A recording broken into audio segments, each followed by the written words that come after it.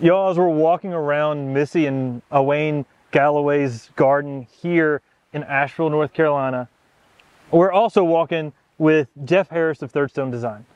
And Jeff, you want to tell us a little bit about what you do here to help Missy and Wayne out? Well, every spring and fall I come and I do pruning, and once during the summer usually.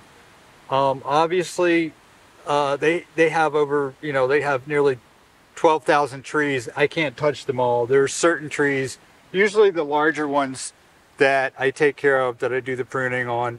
Also, I've done a lot of the stonework. A lot of their stonework is just beautiful natural rock that was there to begin with. But, this stone is stone I put in, and so, I've built some of these smaller gardens around the property and some of the stone walls. And my favorite tree on the property to prune, actually, well, it's maybe my second favorite tree. My favorite's behind you. Is this Japanese pine, and Japanese black pine is probably my favorite tree to work with, period.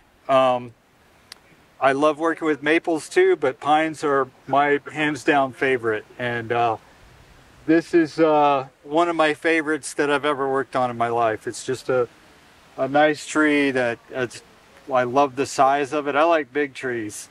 So what do you look for whenever you're starting to do the pruning? Well, on pines, there's kind of an algorithm that you use on pines. There are two operations that you do. One that you do in the spring and one that you do in the fall. And as far as like just the general shaping, you look for a trunk that has really nice movement, and you tend to leave branches on the outside of curves of that tree. And that's how you do the general shaping, and that accentuates the curvature of the trunk. But the operations that you perform in the spring and the fall are different. In the spring, you go through and you shorten candles and you pull needles, and then in the fall, you do the larger pruning.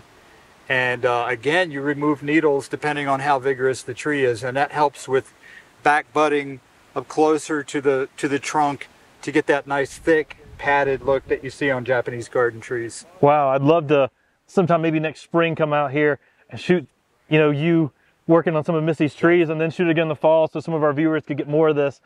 Sounds like a great idea. This garden here is just beautiful.